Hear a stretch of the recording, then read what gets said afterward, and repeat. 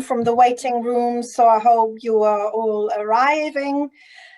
Thank you for making time this morning to spend an hour and a half with us. I really appreciate that. I understand how everybody is under a lot of pressure right now. We have about half of the people signed up are NHS colleagues and half of the people signed up are from the voluntary and community sector. And I think we are all under pressure. We're under different pressures possibly, but none of us are having a particularly easy ride at the moment. So it's wonderful to see so many of you here. We had 200 people register for this event, and obviously everybody registered will get all the materials. We're expecting about 100 or so of you to join us today, because there's always a dropout, right, with these virtual events. They're easy to put on, but they're also easy to kind of drop out of. So thank you again for joining us this morning.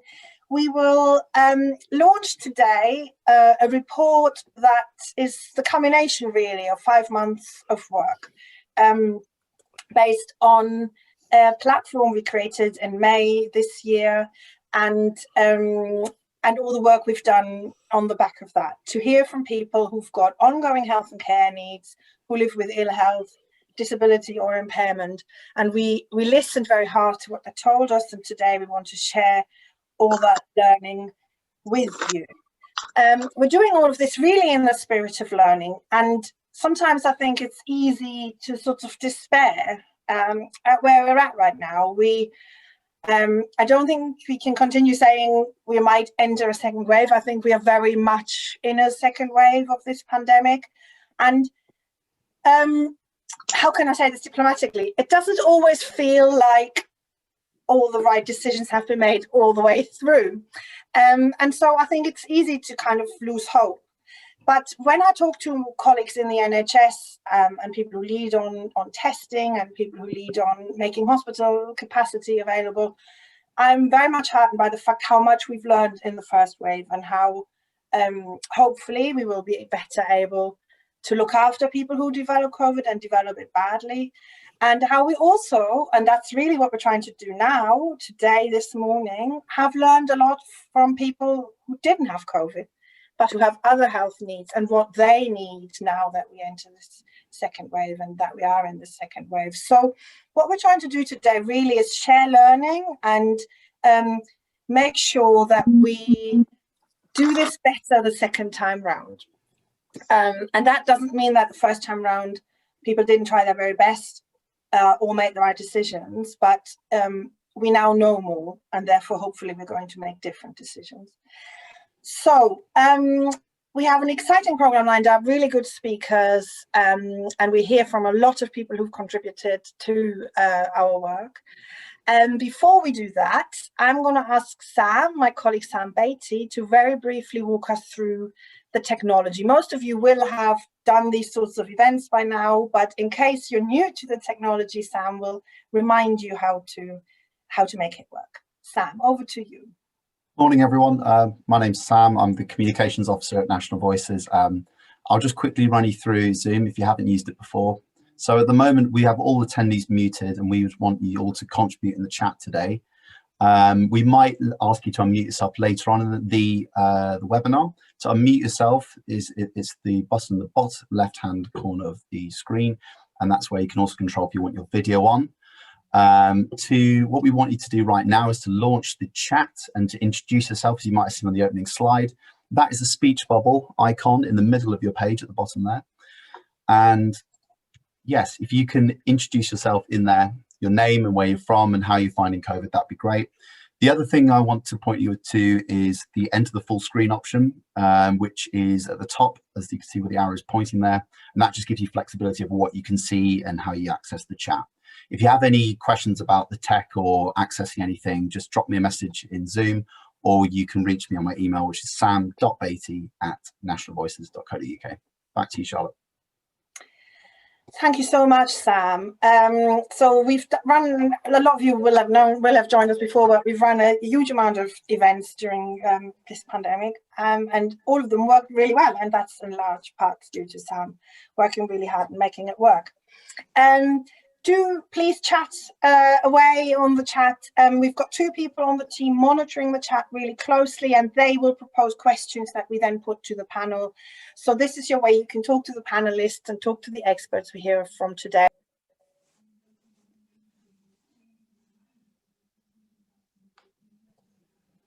Oh, I think we just lost Charlotte, but I'll see if I can get a bit reconnected.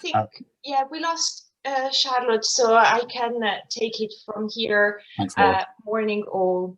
My name is Laura Porro, and I work for a social enterprise called PPL. Hello. I'm so sorry, I don't know what happened there. There was a glitch in the Wi-Fi. Anyway, we rescued it. Okay. And as you've seen, Laura is my backup, so she will run this event if this happens again and I drop out completely. Sam, if you could do the next slide and so we can talk about what we're going to do today. So Laura is going to talk about the work we actually did that is the basis of these I statements we're launching today. This work was obviously also really supported and led by our policy department. And many of you will have by now met our head of policy, Rebecca Steinfeld. Rebecca's unfortunately got really quite ill last week. And so she's not here today. And neither is Ella, who's our policy officer, who's also ill. So we're kind of in improvisation mode, but then we always have been. And this is how it felt to run this project. So Laura has been seconded from PPL, who are a consultancy who we're partnered up with quite a bit, who are sort of an ethical consultancy and very much to our liking.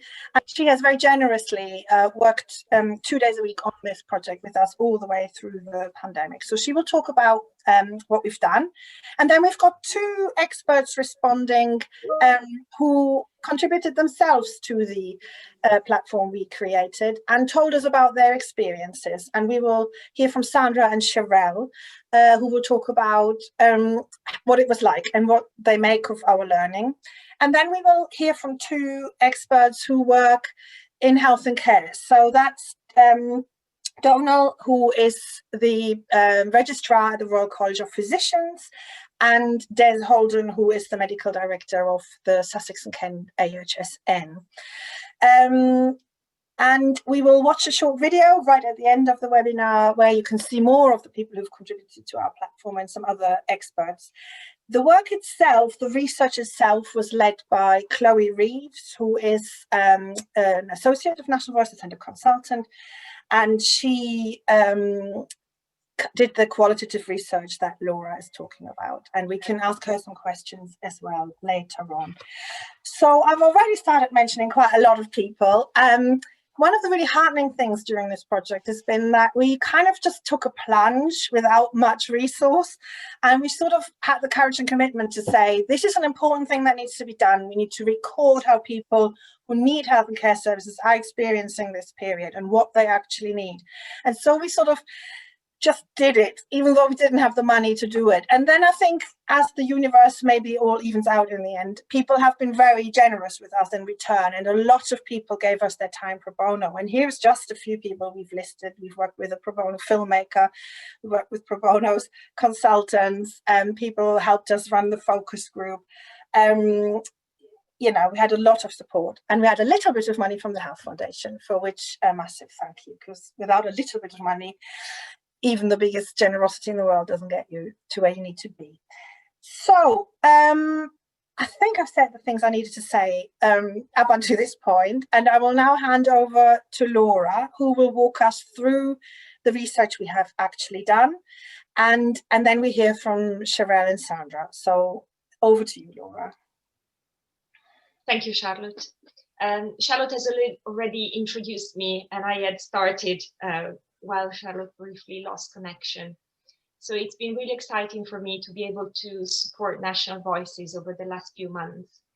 And I'm really proud of the report that we are sharing with you today. And in this report, you find a description of what we did since March, how we engaged with people, what we found from that research, which is summarized in I statements, and very practical recommendation and actions that hopefully you can take away, whatever your role is, and do something useful with them. Sam, can you move me to the next slide, please? our goal is very much in line with National Voices' mission, which is to make what matters to people matter across health and care. And at the beginning of the pandemic, we realized that there was a danger that some voices were not heard, that the people who were affected the most were not given a chance to say what mattered to them, and that as a result, their outcomes had a risk of being worse. And sadly, we have seen that some of that risk has unfortunately occurred. So we wanted to really gather a collection of experiences and turn them into very clear expectations that describe what people want and what people need. And as a result, this gives us an indication, a roadmap for what health and care should look like. Let's move on. So what did we do? First of all, we developed a website where people could share their experience, a blog type facility where people could type their story, and we collated it. We took the first 50 stories through that platform and we analyzed them. Chloe did a very rigorous and fantastic work using a qualitative data analysis software called QDA Minor Light, and she also did manual thematic analysis. This thematic analysis was very rigorous. First of all, we started with a deductive framework, which we borrowed from Northwest London. And this deductive framework already included themes such as childcare, dealing with and managing death, domestic violence, employment, financial issues. Through our manual analysis, we then added some further themes, and that's the inductive approach. And through the inductive framework, we added some themes such as experiences of shielding, experience of system responses, and access to medicines. And through this work, we came up with a final series of themes. And in the report, you will find the full list of themes and under which the findings with several quotes, which really bring to life what people have said. So we did all this desktop work based on what people said. And then we ran 2 focus groups. We invited the people who posted on our COVID Voices website. And we ran 2 focus groups at the beginning of July. In the first one, we talked about their concerns, but also their suggestions for how things could be different and what really mattered to them as a priority as users of health and care. In the second focus group, we looked at gaps, which is the difference between what people wanted, what people needed, what people expected, and what people got. As a result of this, we developed the first draft of the I statements, the embryonic version, and we ran a survey, again, with the people who participated in the focus groups and the people who posted on the platform. We asked them, do these sound right? Are these the sorts of things that you think capture what is really, really important to you? Through that survey, we tested and iterated the statements, going through several versions. And the outcome is the new I statements, which you will find in the report and which I will present to you now.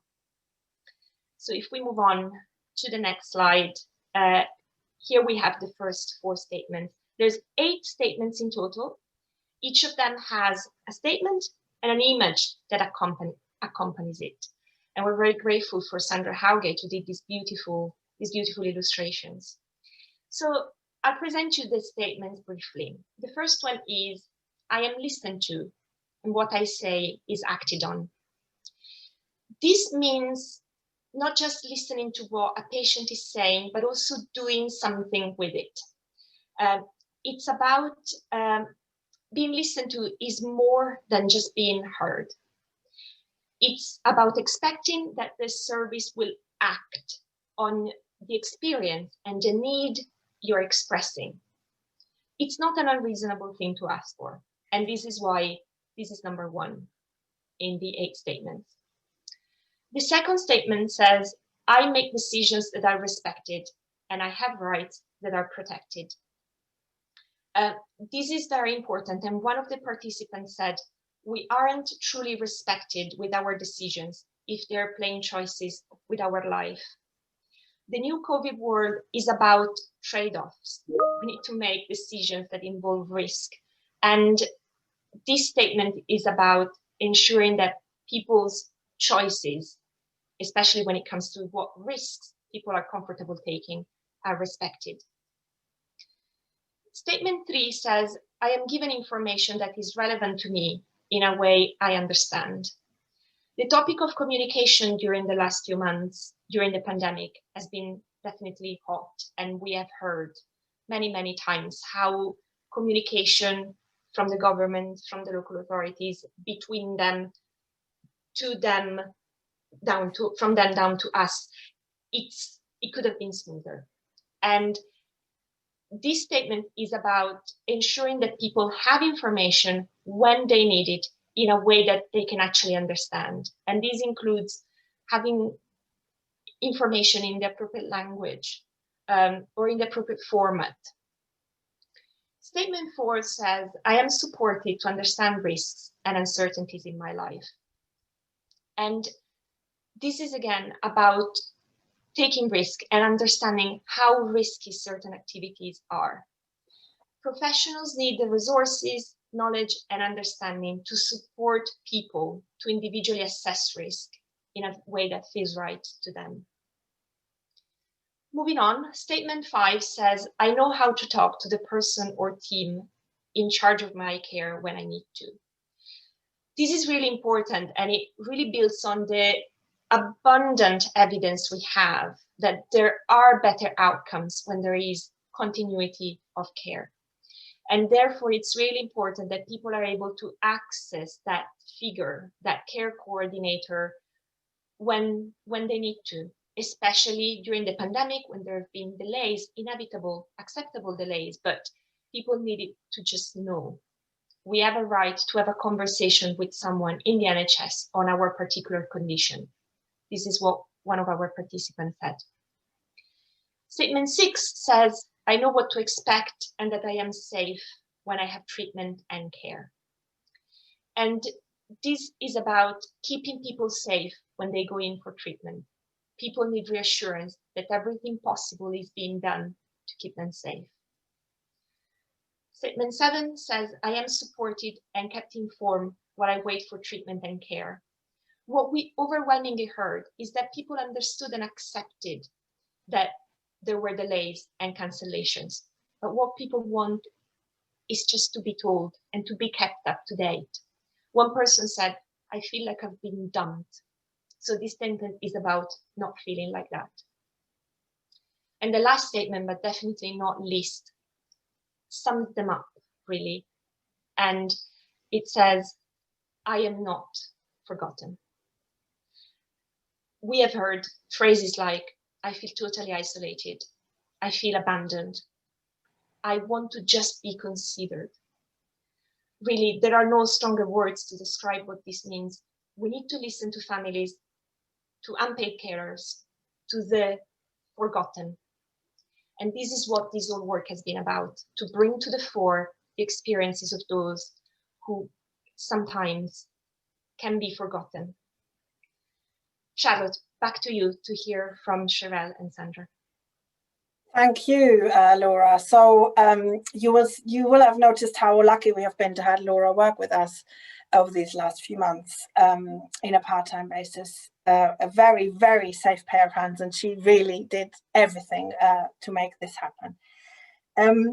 I've got Sandra and Sherelle now lined up, and they're two of the people who very generously helped us do this thinking together.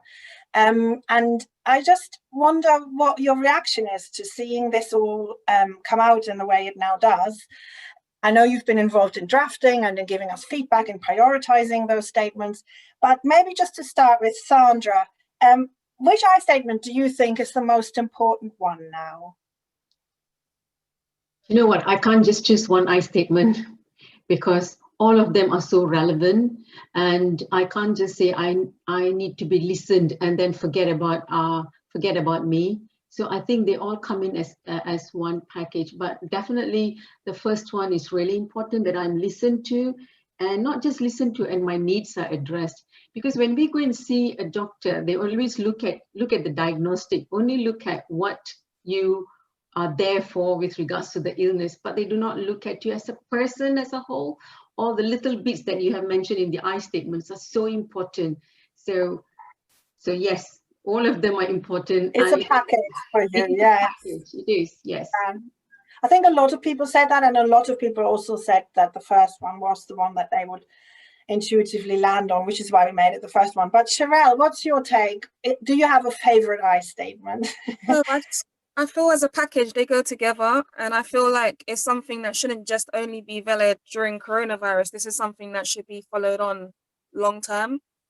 I don't want people in charge to use them as a fad, as a temporary thing whilst we're going through a pandemic, because for people that have long-term disabilities or long-term conditions, it's very relevant to us. It's relevant to us all the time.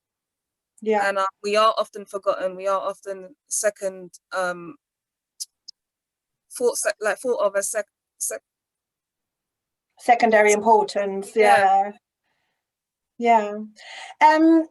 Now people will say, I mean, our experience is, and your experience probably also is, as people who use health and care services, that most people who work in health and care services want to do the right thing, but they will say, you know, I'm just too busy, there's too much on. Have you seen my waiting list? Have you seen how many COVID infections we now have again? Have you seen the backlog of testing? Have you seen, you know, the letters I've got to write? What would you say to health and care professionals about how one can make space for this in practice? Or what's your reaction to that if a health professional says, you know what, it's nice, I can hear it, but it ain't gonna happen? Sherelle, what would you say? I think that's kind of a thing where you get that often. You get anything that's innovative and to change, they do often have resistance. It's kind of a common reaction. And I feel as if this will make their life easier, because instead of treating us as a number, it'll be easier to figure out what's going on with us if you actually follow these procedures. Because at the end of the day, yeah, it's you have a busy job, and it's very difficult, and you have a lot of patience, but at the end of the day, it's our life, so we don't really have a choice in the matter, in my opinion. So it's one of those things where if my life is lost, you still have a job, whereas my life is gone. So it just depends on prioritizing. It's about looking at how it can help them make their work more efficient, but also realizing the relevance and the quality for for us patients, for us people going through this every day, because it's frustrating. Because just as much as they have to remember, we have an abundance of things to remember. Like, we have to remember specific tests that might be specialized for us.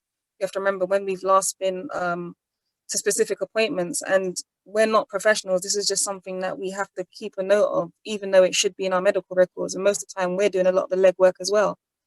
So I feel like it should be something that we work on together, not just oh, it's too much, so I'm not going to bother do it. Yeah, I think that's a really important thought to hang on to, is that possibly actually hanging on to these core values and these core expectations might not just make your life harder if you work in the NHS or in health and care services, but it might make it easier, because it focuses you on the things that really matter.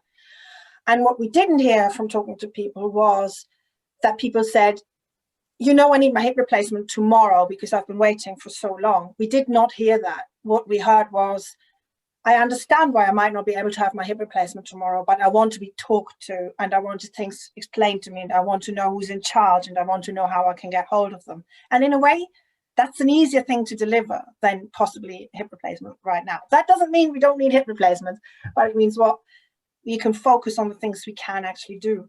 Sandra, can you see yourself using these I statements in any shape or form, or who do you think should use them and how? Okay, coming back to the question you asked just now to Cheryl, I just wanted to share there is something called you need to build a relationship with your healthcare professionals, and the healthcare professionals building a relationship with the patients that they are seeing. I know you said, they are all very busy, extremely busy. Even if you go to the GP, the time has reduced, like 10 minutes. You just go in, tell you, and they have got no time to look at you as a person. So if they know how to build that relationship and have a communication and just ask the question, where do you throw in the question, what matters to you? We never ask, what is important to you in this whole experience that you're having. So open that conversation right from the start when you say, hi, hello, good morning, how can I help you? So how have you been feeling? Make them feel comfortable and relaxed, and you will get so much information that will help with the whole treatment and make the person feel comfortable, relaxed, and trust the system, So I just wanted to add in there. And what was your question again, the second one? Who do you think should use these now, or are you going to use them? Yes, definitely. So it just empowered me to know that I have all these rights. Like I might have said in the focus groups, that listen to was very important, but then hearing what the others were also saying, what matters to them, what was important to them, those I statements. Like for me, the other one was like, I know what to expect and that I am safe. That is very important because that addresses the risk elements. No one talks about that very much. So it's important. So hearing all this statement is good. And who would use them?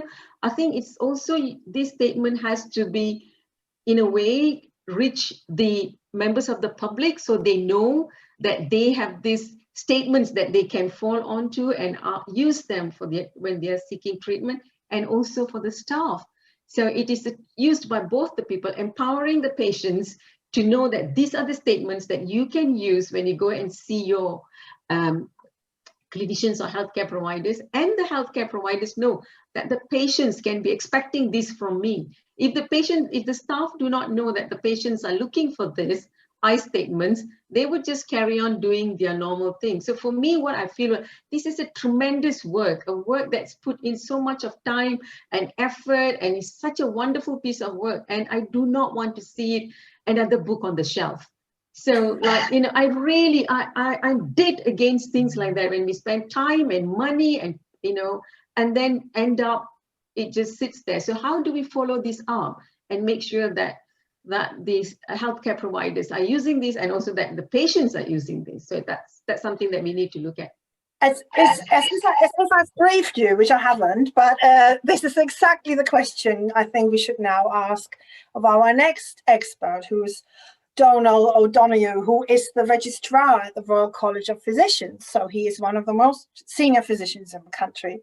And the question that Sandra just asked is exactly the question I think we want to kick you off with. How are we going to prevent this thing sitting on a shelf and not having the impact it needs to have? And what can you do in your practice and through your networks to realize this? But also, what do you think, as a health professional who's worked for decades in medicine, about these statements and where they might fit into your practice? Donal, I can't see you, but I think as soon as you start talking, you'll pop up on my screen. Okay, well, I can see myself, I can see you, Charlotte, and thanks very much for inviting me, and thank you very much to Cheryl and Sandra for sharing elements of their story. I feel humbled. The research is fantastic. This is, high quality, structured research. It's disease agnostic, it's got high face validity, and I like Cheryl's point, it's not really about COVID this, so COVID has accentuated things, it's really about agency, it's about seeing people in the room, not seeing diseases. Sandra said something very powerful, doctors look at you and see a disease, and it's humbling because it's true. And we need to look beyond and see the person and the context. So how do we make the I statement stick? So this is the second iteration of I statements. So I think there's a job for National Voices with others to do, to say, why did those great statements from 2013, was I remember seeing them and feeling they were great and not using them. But why, you know, why did I not use them? Why did others not use them? I think we've got that in the bank, so to speak. We can look at that. We can think about that. The research is brilliant, but actually then saying, okay, what about what system leaders need to do? What do you know, service planners need to do, and what do clinicians need to do to make these work? I think is going that those extra few steps, to my mind, has been very, very powerful, and puts the onus then on others in the integrated, you know, ecosystem that we have, to say, well, okay, how do I sort of take that up? I mean, why on earth would we plan issues of how do we manage the current waiting list without service users and their advocates in the room? You know, with all the best intentions in the world, you know, we're still not actually getting the right people in the room at the beginning. I completely agree that high quality care is, you know, cheaper than chaotic care. You know, it costs less, it's more efficient. I think Cheryl said it, you know, it is more efficient. It's easier for healthcare professionals. It's not easier in the moment. If you've got 7 minutes for a consultation, or you've got, you know, too many things going on. So I think we shouldn't underestimate the change just because these statements are reasonable. I think you said, Charlotte, in a meeting last week, that they are reasonable, but actually the infrastructure to be able to deliver on them, you know, is complex. So with increasing waiting lists and the, you know, the disorganization that's come with the pandemic, I think there is a risk that people will be forgotten. And you know, what systems we need to take systems into account to sort of, you know, make sure that they're geared so that doesn't happen. So reasonable, but not quite as easy as it might seem. I think the most powerful thing would be if we could mainstream this, and I think the most important room is the consulting room. So it might be a virtual consulting room, because in the consulting room, we've got the most important person, the service user, and we've got healthcare professionals with their expertise. And so, you know, we've got the opportunity to deliver care in that setting. And in the modern world, that's giving information in a way that makes sense, and makes sense to the context that the person is living in, so that they can understand and they can sort of bring their views, and shared decisions can be made. So I think, you know, we've seen it on the chat, you know, posters in the waiting rooms, and you know, it could be on an iPad, it could be on a piece of paper, and you know, people should reflect, were these statements met? And it might not be every single consultation, but we're all got long-term conditions. Acute care occurs in people with long-term conditions. You know, overall, are my statements being met? And why not the doctors and nurses reflecting on, were these met? You know, why don't we, you know, give us some simple tools, work with us to develop some simple tools, so that each consultation can be geared to try and achieve the delivery of these. We won't get it right every time. We won't always have the time. We won't always have the headspace, even if we've got the time. I think it should not be a performance management issue. I think it should be a collaborative effort, working together, you know, to the doctors and nurses, you know, they're just normal people. I mean, we want to see beyond the disease. And you know, manage patients. That it's about managing patients. That's why people in the NHS, from the top of the office to the planners to everybody, and the healthcare professionals, who get up in the morning to do that. But actually, you know, we've gone into a model where we manage the disease, and we need to step beyond that, as Sandra and Cheryl so eloquently said. I think there's lots that we can do, and I'm hoping we can make a change. Thank you, Donald, much appreciated. And I've just been watching the chat whilst you talked, and there was a lot of agreement with what you were saying, that in a way we're allies in that, health professionals and patients. We will all fare better if we have better conversations. And I really like your emphasis in saying that the main room where this needs to happen is the consultation room.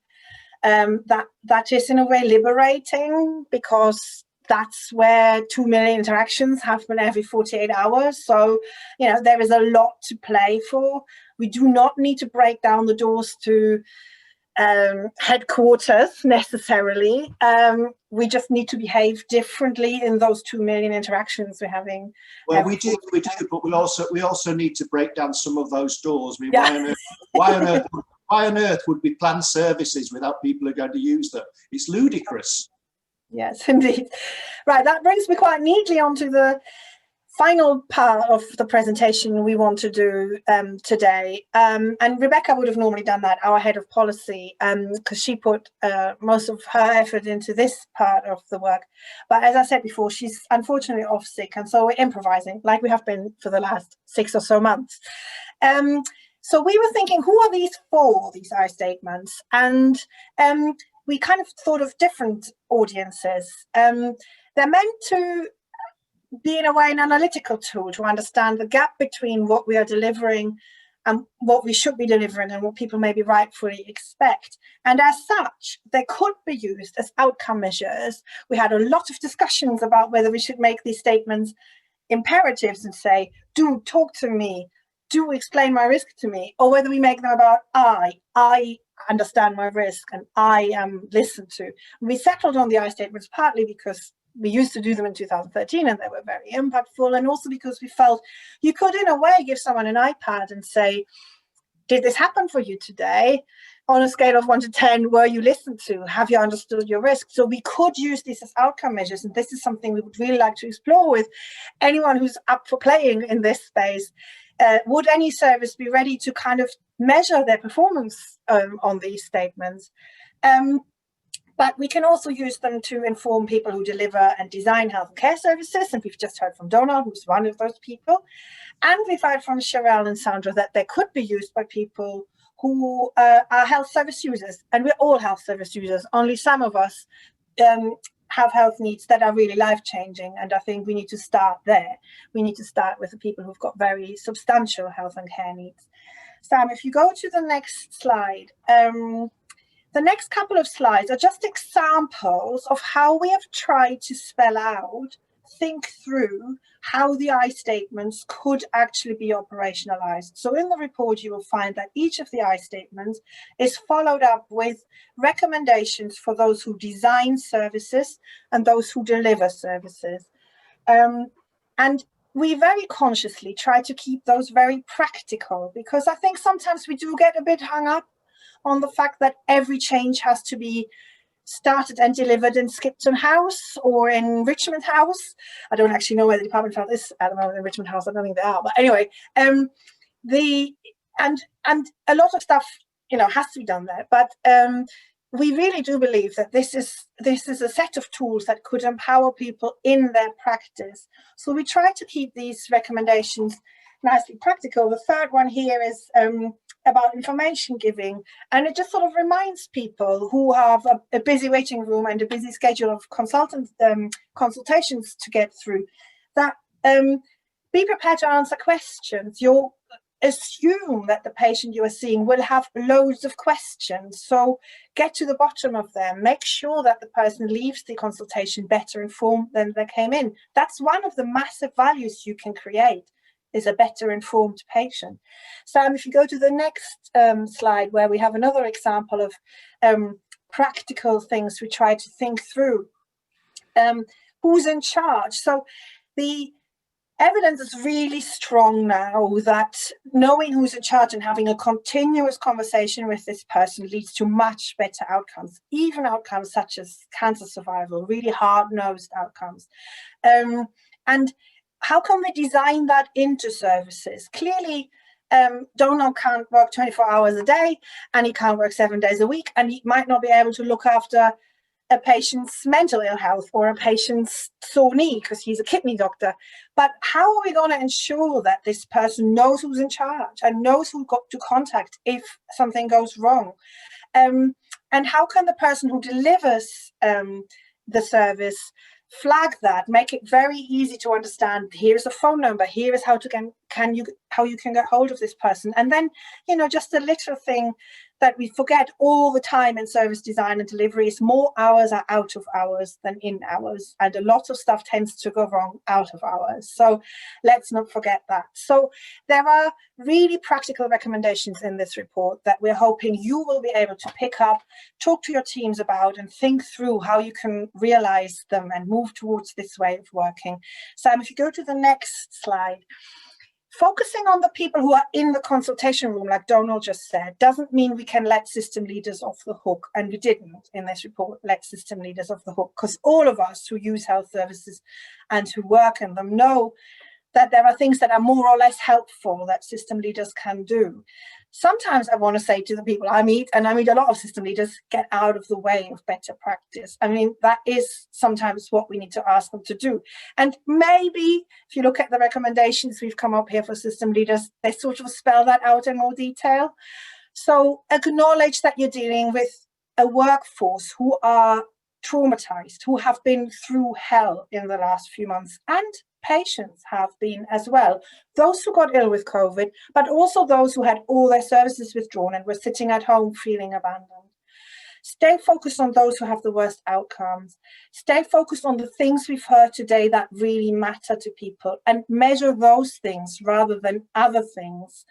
And also keep a systems focus. So if you change one thing in health and care, you ultimately change everything. And this is maybe a message sort of towards more political audiences and political leaders, because they can get very carried away with saying, we're going to create 26,000 new roles and we're going to create 26,000 new appointments. And it's Mike Adamson, who leads the British Red Cross, once said to me, and I've never forgotten it, the health system is like a balloon. If you squeeze at one point, it bulges at another end. And it's just not helpful to focus on fixing one point in the health system and applying all the pressure there. We need to think about the whole pathway and the whole system.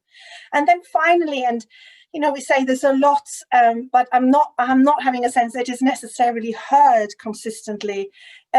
If you're serious about getting people who need services into the room to create services, if you're serious about working communities, you need to stop obsessing about everything having to look the same everywhere.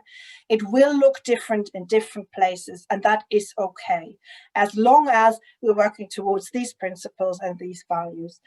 So those are this is just some samples. We obviously have loads more because there's 8 statements and we have recommendations for each of them, and I very much encourage you to have a look at them. Those are the recommendations we've come up with. So in the next part of this event, we're going to ask Des Holden, who is the medical director of one of the AHSNs. The AHSNs are 15 geographic organizations that are tasked with, you're going to say this better than I will, but vaguely speaking, they're tasked with accelerating innovation through the health service and making sure that we have a learning, improving health service. And these 15 organizations get alongside health services to try to help them improve. And Des is one of the medical directors of one of them. And he will talk to us about his reaction to the recommendations and the approach we've taken.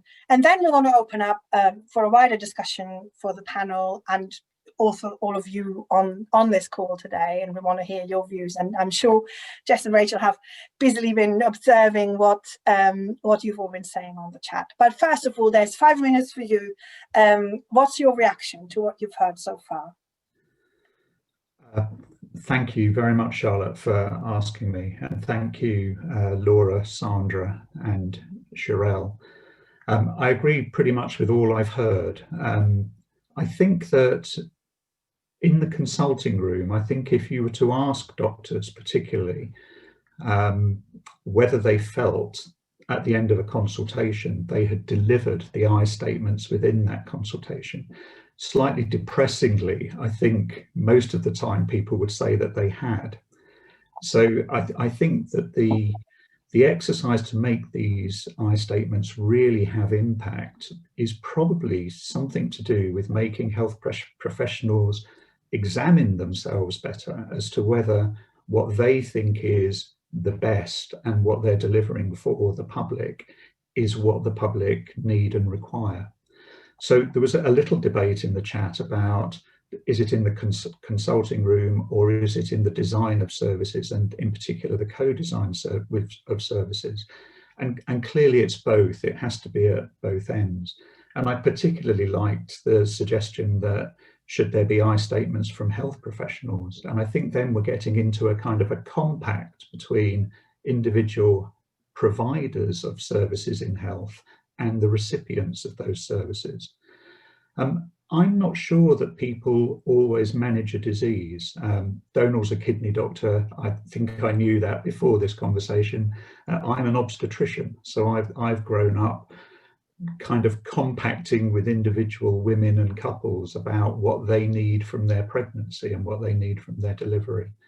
I'm not sure we always manage a disease, but I don't think we recognise well enough the variety of people and the supplementary needs that people have around their disease.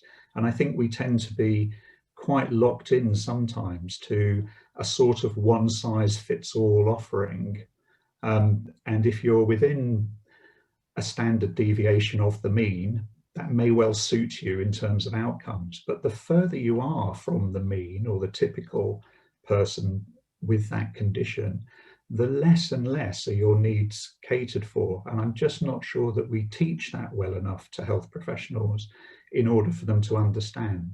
So in some ways, I think the real value of this report is not just showing people that they can speak up and be heard, but it's as an educational motivator and a sort of an unlocking of a conversation that needs to happen with the providers of care and the recipients of care.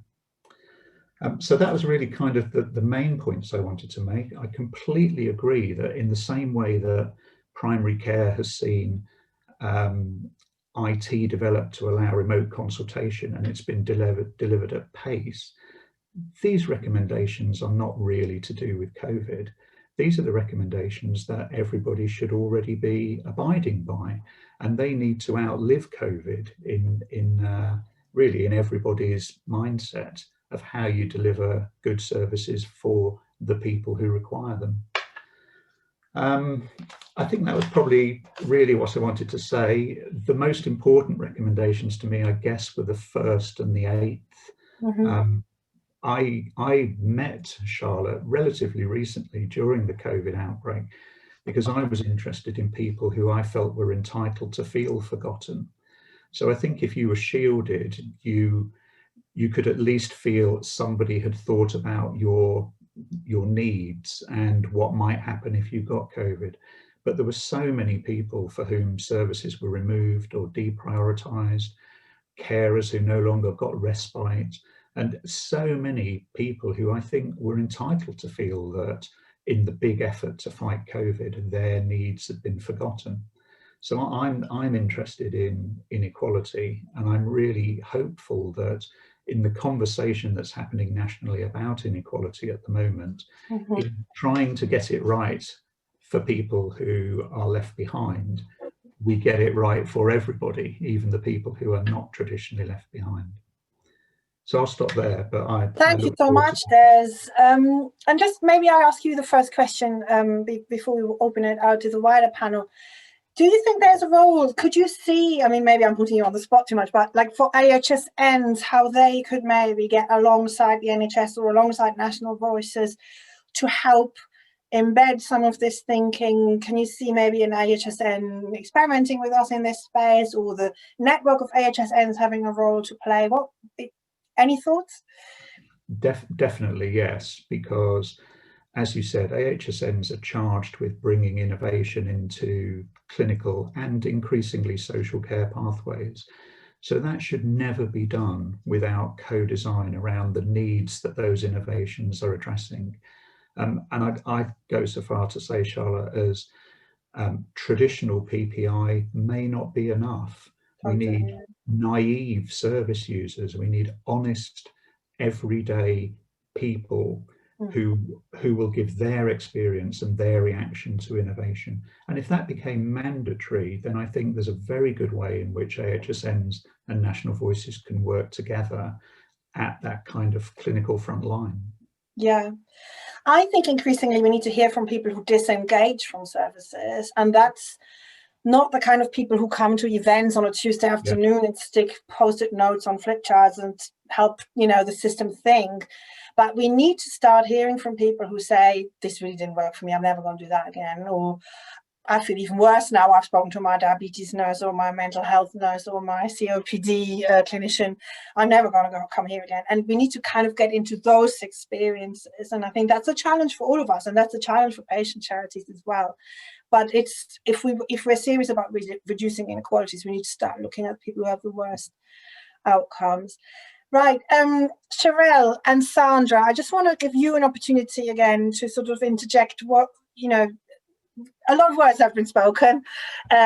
Any thoughts, anything you want us to kind of consider as we start the conversation?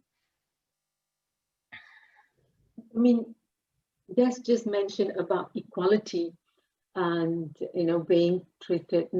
During the COVID period, I was self-isolating, and I think what I'm saying about equality and diversity as well. One of the things that came out during that time was about how the BME community are at much higher risk. But then, you know, we kept hearing about that, but nobody got back to us to tell, this is what you need to do. We never heard what we need to do. So it was really shocking to be self-isolating, living alone, and you know, shielding. And then to hear this on top, like we said, like we need to be heard. And also the responsibility is on the service providers as well. Because you know this is happening, so what are you doing about it so that I do not feel anxious, and I need to know my risks. I need to know not to be kept in waiting. So in one of the statement was, you know, in between, what do I do? So this means the health service providers have to be proactive. So I think that was not addressed clearly. So this is a great opportunity to see, look, this is a gap that is there, and we need to address such situations. Yeah, I'm sitting on the inequalities task force, which is originally was tasked with figuring out what we could do to reduce inequalities in the run up to a second wave. Now, the second wave hit a bit sooner possibly than people were hoping. And so we're now in the second wave, but is there still something short term we could do to ensure that we don't get quite such catastrophic inequalities in outcomes in the second wave? And I'm really pleased that we managed to get into this framework for inequalities right now, not long term, but right now, and a commitment to proactively reach out to people you've identified as vulnerable. And those are people on shielding lists, but it goes way beyond that. Because I do think we need to, in the run up to the winter and the second wave, really make sure that we have checked in with people. How have they fared during the first wave? What do they need now? Have they deteriorated, and listen to what people are saying. Right, in the spirit of listening to what people are saying, I'm now going to ask my colleague Jess, our head of engagement, who has been monitoring the chat really closely, whether you could maybe tell us about a couple of questions we could ask the panel. We don't have any specific questions coming out of the chat, but there's been a lot of discussion around dissemination, particularly to Royal Colleges, and how we can get this embedded in the learning of clinicians. There's also been a lot of talk around inequalities and how we reach those people who, I never quite know how to phrase this, are seldom heard with these I statements, and use them to empower them. Okay, so let's just stop there, and then I ask for a second round of comments. Donald, you were in the lead on a Royal College. What can we do to get this in front of people's kind of agendas? What do you think? Well, Well, I think, you can engage with the colleges as a group through the Academy of Medical Law Colleges, as well as individual colleges, and then specialist societies. I'm a kidney doctor, so I'm a member of the Renal Association, and British Kidney Patients Association, one of your members in National Voices. So I think that the individual disease areas or conditions areas can influence the healthcare professionals as well, and I think it's probably a matter of then working together to see how one might promote these and embed these. To my mind, this isn't rocket science. There's enormous face validity. There's good crowdsourcing been done to achieve these statements. Of course, they're relevant now, but they're relevant for the future as well. And I think it's not as easy just because it's good. It won't happen just because it's good. So I think that there's going to be some hard yards necessary. Your comment about you can do it on the iPad. So I think the virtual consultation room is actually, and this may be an AHSN sort of a comment that bring Des to comment on. The virtual consultation actually should make it very easy, should be very compatible with us collecting data in a way that's useful.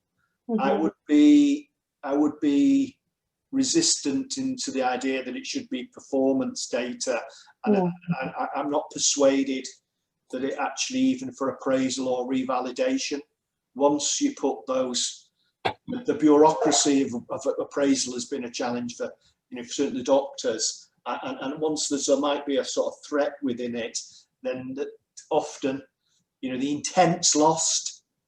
My strong opinion is that the healthcare practitioners, to the woman, everyone gets up in the morning to try and do this. Des made the point that people think they're doing it but don't know. So I think it's about how we can learn together and stimulate this as an improvement.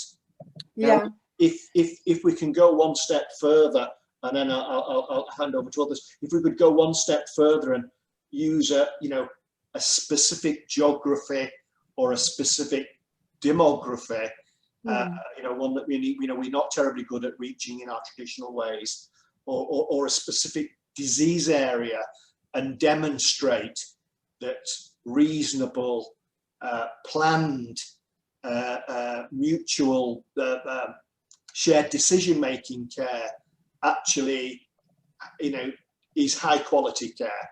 So 7 dimensions of quality, one of which is, of course, efficiency and how much resource we use over time. If we can do that kind of complex intervention and demonstrate that actually not only is this common sense and makes everyone feel a bit better, but we can manage it within the resource envelope that we have, and it leads to better outcomes. Of course, we don't have all the resource we need, and we're extraordinarily short of nurses. We're very short of doctors in every space that we're at the moment, and so we've got major challenges within our health and social care system. So we need to be cautious about expecting people to spend more time than they think they have. But as I say, I think we can frame it in a way and do it in a way that actually, gets people to think a little bit, and hopefully they've got time to think. Excellent, thank you. The other point Jess raised was the inequalities one. Laura, I'm giving you 30 seconds heads up there. I'm going to ask you a question. So we had obviously thought about how can we capture experiences from people who might not want to tell us their experiences in writing on an online platform. And Laura worked with organizations and people who needed more support. And I remember Laura actually managing to capture some experiences from learning disabled people and from people with dementia. Laura, do you want to briefly say what we did to get those experiences into the mix? Absolutely. It was mentioned in the chat as well. We appreciate that the means of collation through our COVID voices poses a barrier to some people, because to access our COVID voices, you need a digital device, you need to be able to type in some form or another, you need to be able to see.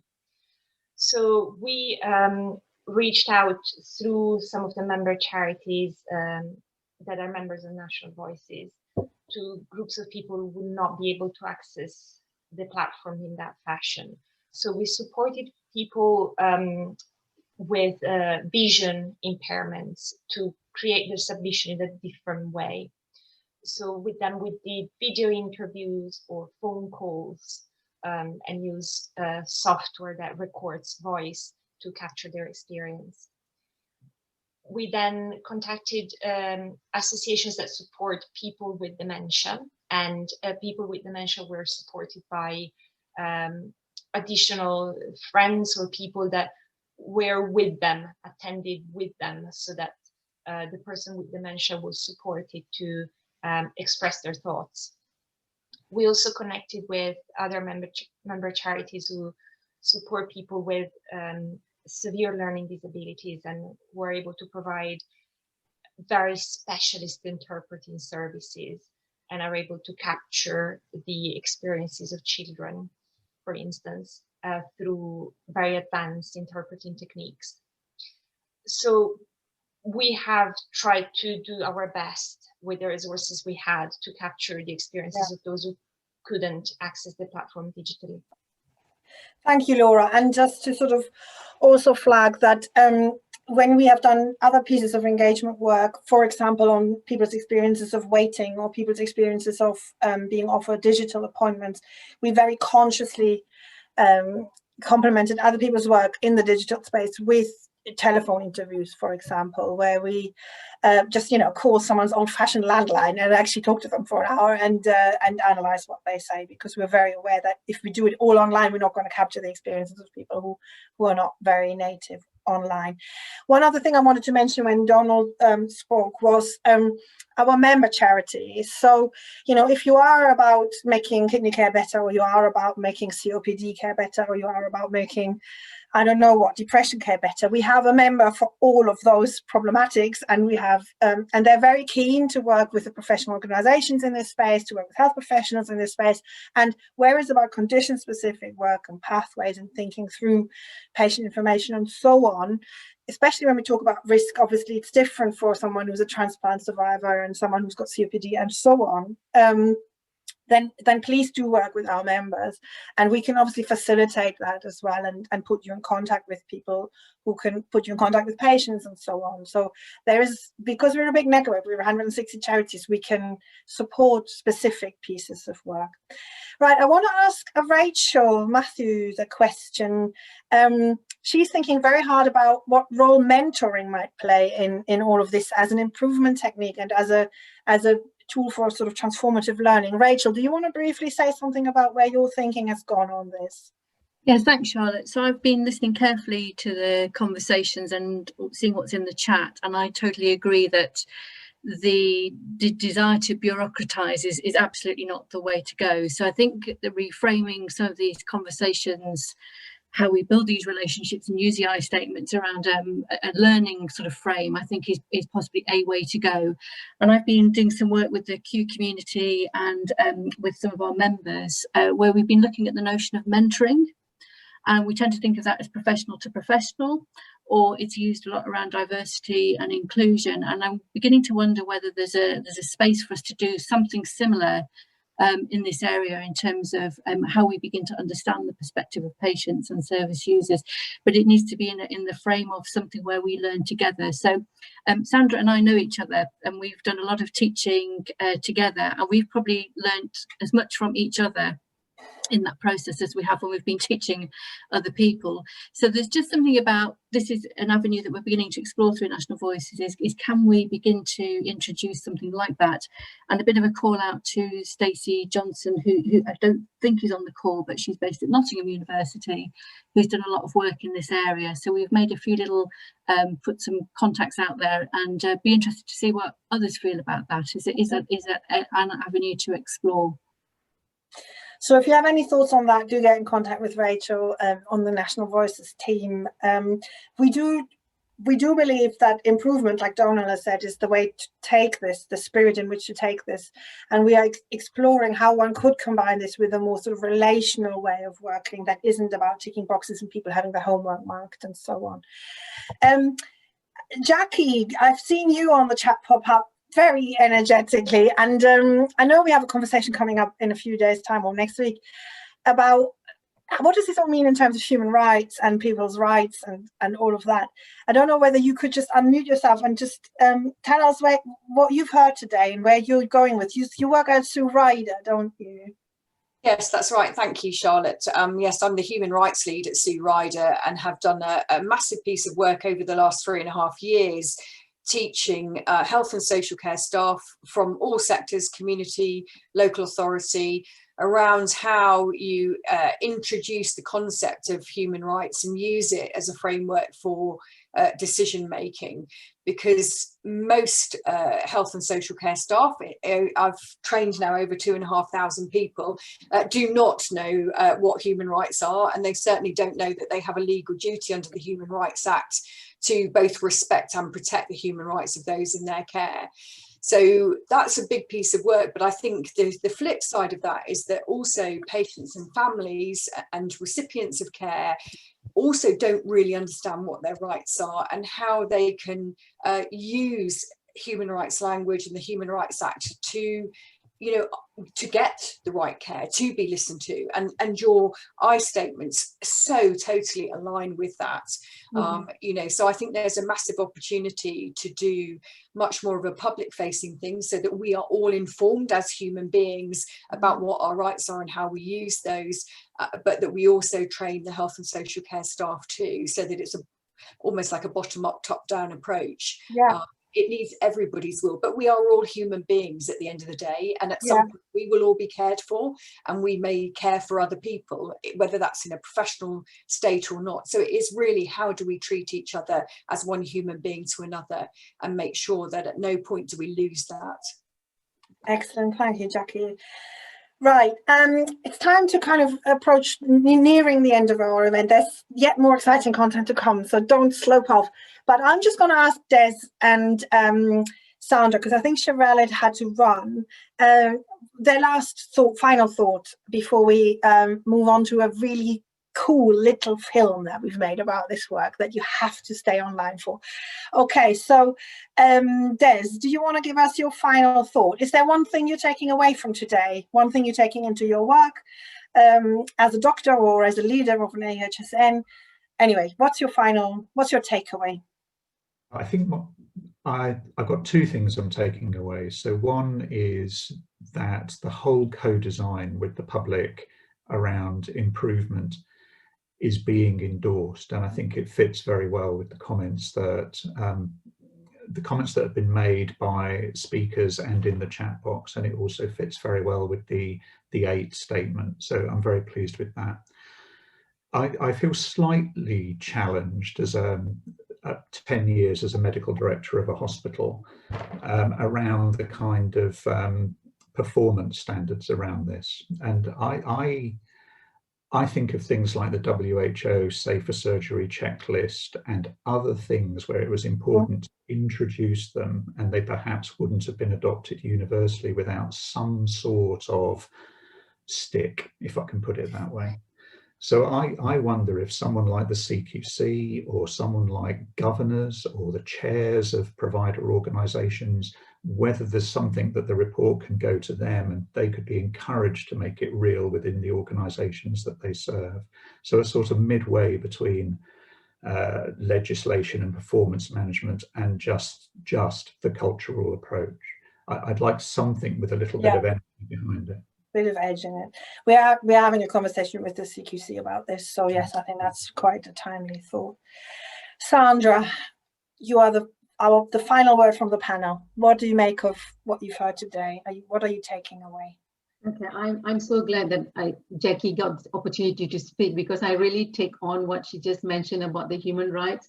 For me, is how I am going to share what I have learned from being involved in this process with my own family members to start with, when they are going to see a healthcare service provider, that they have these 8 I statements that they can actually use, and for them to know that they have these rights.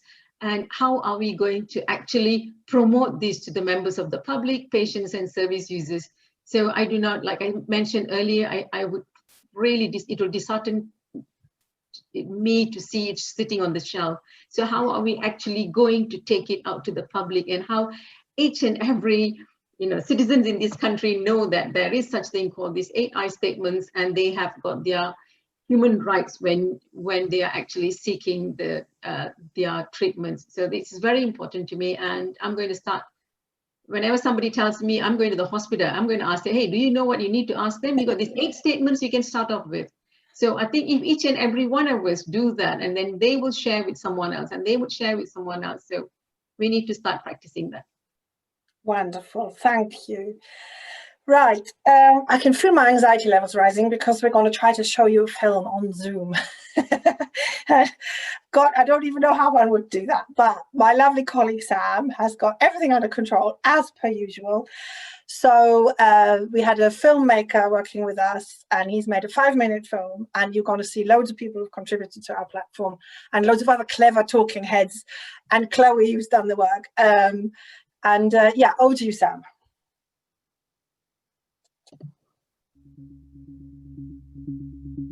My name is Lara, I'm 29 and I have acute myeloid leukemia. Since March, I've been shielding because I'm extremely vulnerable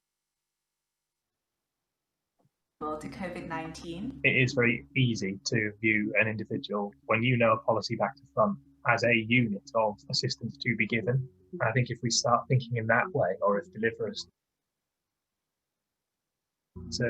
start thinking that way, special measures or not, then actually it starts to fall apart.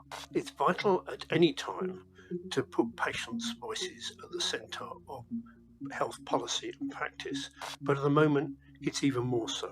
The pandemic in some ways has amplified that when people don't fall neatly into a pathway, they can fall through the cracks. Health and care services are being delivered differently during the pandemic, but there are so many stories about health and care that remain untold by the media and unheard by the people who are making decisions about those services. And that's where we hope our COVID Voices, this platform for people to share their experiences of life under lockdown and beyond, can make a difference. A few years ago, National Voices did some work to explain in easy to understand terms what good, coordinated and person-centred health and care actually means. And they work with people using the services and with carers to develop what became known as I statements. One of the most famous of these was the statement, "I'd like to tell my story only once." The idea of telling your story only once is, in a sense, a very simple common sense idea, but was very radical in terms of changing the nature of health and social care. And therefore, all of the statements that are made as I statements around COVID will at one at the same time be very straightforward and very important for patients, but will bring about a great deal of potential change in the way in which we do things. Good morning. Today is day 43 of my self-isolation. We reviewed these original I statements in light of the COVID pandemic, and we found they still stand. But we also found that there is some stuff that is different about the situation we're in now, and that therefore the people we spoke to felt there was a need to put some new expectations on the record to describe what good care and good health need to look like during this period of also managing a deadly virus. The result of this work is a new set of I statements, our I statements 2020, which describe what we need now. I think we're very used to hearing terms such as person-centred care, personalisation, working with people. The reality for many people is that that is not the case, that they still see themselves as not really being seen in the system or heard in the system. People feel abandoned. They feel like they're in a relationship with a service provider, and that comes with expectations about how we need to be spoken with and how we need to be listened to. And if those expectations aren't met, it makes people feel like they're in a very dysfunctional relationship with the service provider. I have got respiratory conditions, and which is asthma. I received a letter from NHS England telling me that I fall under the vulnerable category and therefore I need to shield. I contacted my GP to find out more about the shielding, and I was told by my GP that I fall under the high risk category and I do not have to shield. The COVID-19 itself, was disturbing, alarming, shocking, and to have two contradictory information about whether I need to shield or not to shield was quite worrying for me, and it created some anxiety. I shouldn't imagine anybody that's elderly or disabled in whatever way likes the term vulnerable, but we can credit ourselves as much as we might want as blind and partially sighted individuals, disabled individuals, whatever. But a situation like this that breaks down structures without anyone intentionally meaning to, they do render people temporarily vulnerable. I suddenly found myself feeling more vulnerable than I'm used to being, and it took quite a while for me to sort of recalibrate how I viewed things and how I was going to cope. There are over 2 million people who are extremely vulnerable to COVID. I want the government and the general public to be aware of our needs, which include ongoing support to stay safe in public and in isolation, in spaces of education and employment.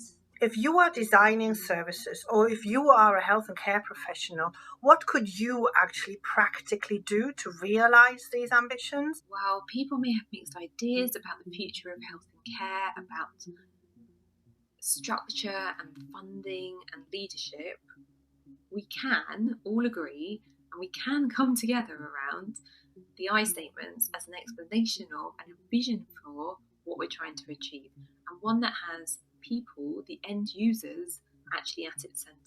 What we are hoping is that you will come on board with us and that you will work with us to realise these ambitions that people have put on the record.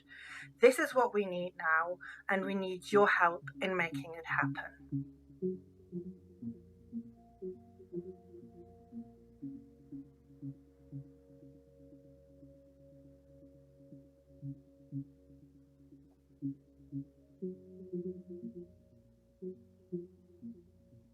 Right. Thank you. That was brilliant work done by the filmmaker who works for the NHS Confed and who was furloughed during the summer and very kindly gave us some of his time. Adam, thank you. If you're online, if not, we will share our thank you with you at another stage. Right, it's really up to me now to kind of wrap up today's event. You've all been very patient, you've all been very engaged, and that's wonderful to see. Some of you are patients and service users on this call today, and we've heard from Sandra and we've heard from others that we need to really think through how we could get this work into the hands of service users and how we can make sure that people know what they might want to ask for. And some of you work for charities, and a lot of you do. And we really want to hear from you. We want to work with you, join this movement so that we can together embed these ideas and make each other's work stronger as a consequence. And if you work for the NHS, then please do take this work into your meetings, into your teams, into your professional organizations. And we stand ready as National Voices to work with you about how this can be embedded and how we can make this real. We did not do this work, as we've heard now before, to have it like framed and put on the shelf. We did do this work because we really feel that collectively we can do much better than we do right now. And that's notwithstanding the fact that obviously this is a really difficult situation we find ourselves in. And all of us are so grateful to all of you who actually work in services and put yourself at risk and have done so. So I'm feeling myself getting a bit emotional here because this has been a lot of work. So I just want to thank everybody who's been involved, and do stay engaged, and do share this on social media, and do talk to your colleagues about it, and do talk to your families about it. And there's a lot of work still to be done for us to make this real, but we are ready and we want to do this work, and we will do it with you. Thank you.